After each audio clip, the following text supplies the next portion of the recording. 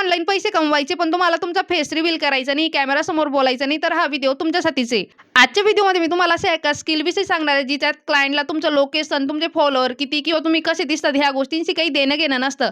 क्लायंटला फक्त देणं-घेणं असतं ते म्हणजे तुमच्यामध्ये जी काही स्किल आहे त्या स्किलसोबत. आता ती स्किल दुसरी, तिसरी कोणती नसून कंटेंट रायटिंग आहे. आणि गंमत म्हणजे ही स्किल शिकण्यासाठी तुम्हाला खूप जास्त एक्सपिरियन्स वगैरे असण्याची गरज नाही. जरी तुम्ही बिगिनर असाल तरी तुम्ही आजपासून या स्किलला शिकायला सुरुवात करू शकतात. नमस्कार मित्रांनो, मी विनिता आणि स्वागत आहे तुमचं ब्लॉगर विनिता यूट्यूब चॅनलवर. जर तुम्ही अजून पण आपल्या ब्लॉगर विनिता यूट्यूब चॅनलला सबस्क्राईब केलं नसेल तर आताच सबस्क्राईब करा, बेल आयकॉनला ऑन करा.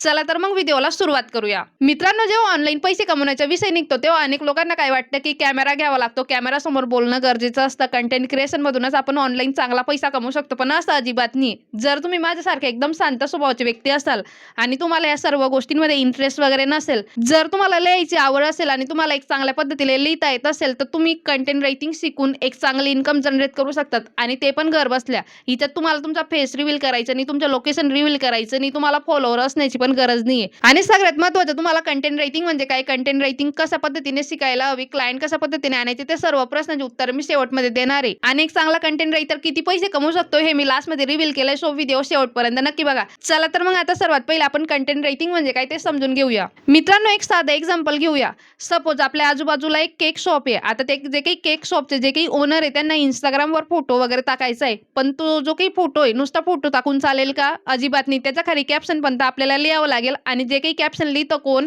तर तो एक कंटेंट रायटर लिहितो. आता तुम्ही हा माझा व्हिडिओ बघताय. हा व्हिडिओ मी डायरेक्टली बोलते का? अजिबात नाही. याच्या अगोदर पण कोणीतरी स्क्रिप्ट लिहिली. सो प्रत्येक गोष्टीसाठी एका कंटेंट रायटरची गरज असते. आणि अजून पण तुम्हाला समजलं नसेल तर अजून एक चांगला एक्झाम्पल देते. आपल्या आजूबाजूला खूप सारे म्हणजे बिझनेसेस असतात, जसं की कोचिंग क्लासेस झालं, CA, डॉक्टर, त्यानंतर जिम, रेस्टॉरंट, कॅफे, खूप सारे असे एक्झाम्पल्स वगैरे आहेत. आता तुम्हाला पण माहिती आहे, डॉक्टर पासून रेस्टॉरंट, मोठमोठे जे काही ओनर वगैरे आहेत बिझनेसेसचे, त्यांच्याकडे इतका टाईम नसतो, पण त्यांना त्यांच्या सोशल मीडिया प्रेझेन्स ॲक्टिव्ह ठेवावं लागतं, कारण की आज प्रत्येक बिझनेस डिजिटली येतोय. सो ह्या केसमध्ये कोणाची गरज पडते, तर ऑब्व्हियसली फ्रीलान्स कंटेंट रायटरची गरज पडते. अजून याच्यापेक्षा एक भन्नाट एक्झाम्पल तुम्हाला देते. आता मी तुमच्यासमोर बोलते, पण हे मी डायरेक्टली बोलते का नाही, याच्या अगोदर मी प्रॉपर स्क्रिप्ट वगैरे तयार केली. आणि हे स्क्रिप्ट पण कोण तयार करतं? एक कंटेंट रायटरच करतं. म्हणजे आता तुमच्या लक्षात आलं असेल, Instagramच्या कॅप्शन पासून YouTubeची स्क्रिप्ट, व्हिडिओ, जे काही तुम्ही रील्स वगैरे बघतात, तो जो काही सर्व आहे तो एक कंटेंट रायटिंगचा भाग असतो. आणि हे सर्व जो व्यक्ती लिहितो त्याला म्हणतात कंटेंट रायटर. आता तुम्ही म्हणाल मित्रांनो, AI वगैरे आले, आता कंटेंट रायटरला कोणच विचारतं, प्रत्येकाकडे ChatGPT वगैरे आहे. तुमचं पण बरोबर आहे, ChatGPT प्रत्येकाला यूज करता येतं आणि ते तितकं सोपं पण आहे. पण तुम्ही एक गोष्ट विचार केलाय का, एका स्पेसिफिक ब्रँडच्या लँग्वेजमध्ये त्यांच्या ब्रँडला सूट होईल अशा लँग्वेजमध्ये कंटेंट लिहिणं हे प्रत्येकालाच जमत नाही. आणि याच्यासाठीच एका चांगल्या कंटेंट रायटरची गरज असते की जे AIच्या स्मार्ट पद्धतीने यूज करून एका चांगल्या वेमध्ये त्यांच्या बिझनेसला सूट होईल, त्या टोनमध्ये, त्या स्टाईलमध्ये एक चांगल्या पद्धतीने कंटेंट वगैरे लिहितील. आज लोकांना फक्त एक चांगला कंटेंट रायटर नकोय, तर त्यासोबत AIचा चांगल्या पद्धतीने स्मार्ट वापर करता येणारा कंटेंट रायटर हवाय. आणि सगळ्यात महत्त्वाचं, तुम्ही आता टेन्शन घेऊ नका. तुम्हाला वाटत असेल कंटेंट रायटिंग करायचे म्हणजे आपल्याला इंग्लिश शिकावं वगैरे लागेल, तर टेन्शन घेऊ नका. तुम्हाला इंग्लिश येत नसेल तरी पण तुम्ही करू शकतात. सर्वात चांगली गोष्ट म्हणजे तुम्हाला परफेक्ट इंग्लिश येण्याची काही गरज नाही. आणि त्याहून चांगली गोष्ट म्हणजे आज आपल्या महाराष्ट्रात असे हजारो बिझनेस आहे जे मराठीमध्ये कंटेंट तयार करताय, म्हणजे त्यांना मराठी कंटेंट रायटरची गरज आहे. आणि सगळ्यात बेस्ट टिप माझी अशी असेल की तुम्हाला ज्या काही लँग्वेजमध्ये तुम्ही सुटेबल आहात, तुम्ही चांगल्या पद्धतीने तुमचं एक्सप्रेस करताय, त्या लँग्वेज पासून स्टार्ट करा. असं गरजेचं नाही की इंग्लिशमध्ये खूप जास्त पैसा भेटतोय म्हणून इंग्लिशचे प्रोजेक्ट तुम्ही आधी घेताय, तसं करू नका.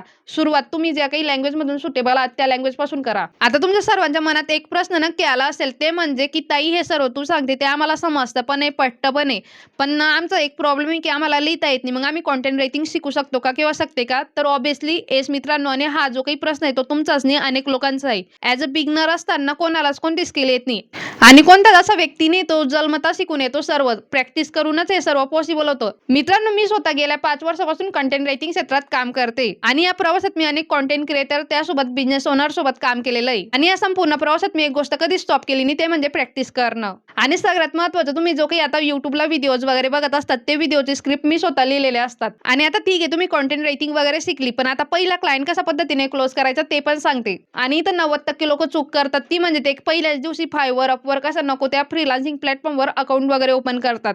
ते चुकीचं नाही, पण ती जी काही प्रोसेस तुम्ही फॉलो करतात डे 1ला, ती पूर्णपणे चुकीची आहे. आणि मग तुम्ही अकाउंट वगैरे ओपन केल्यानंतर मग वाट बघत बसतात, की अरे आज क्लायंट येईन, उद्या क्लायंट येईन आणि असं करत तुमच्याकडे क्लायंट येतच नाही. आणि जर तुम्ही पूर्णपणे बिगिनर असाल तर ही चूक कधीच करू नका. आता सगळ्यात महत्त्वाचा आणि शेवटचा क्वेश्चन तो म्हणजे असं, की कंटेंट रायटिंगसाठी क्लायंट किती चार्ज करतो?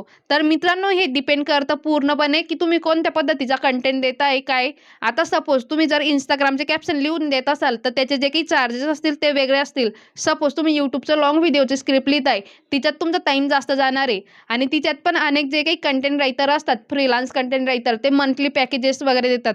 सो जर तुम्हाला याच्यावर एक डिटेल व्हिडिओ वगैरे हवा असेल, तुम्ही मला सांगा, मी याच्यावर एक डिटेल व्हिडिओ वगैरे आणेल. आय होप मित्रांनो तुम्हाला हा व्हिडिओ आवडला असेल. व्हिडिओ आवडला असेल तर व्हिडिओला लाईक, चॅनलला सबस्क्राईब आणि तुमच्या जास्तीत जास्त मित्रांपर्यंत हा व्हिडिओ शेअर करा. चला तर मग भेटूया एका नवीन व्हिडिओमध्ये. तोपर्यंत बाय बाय.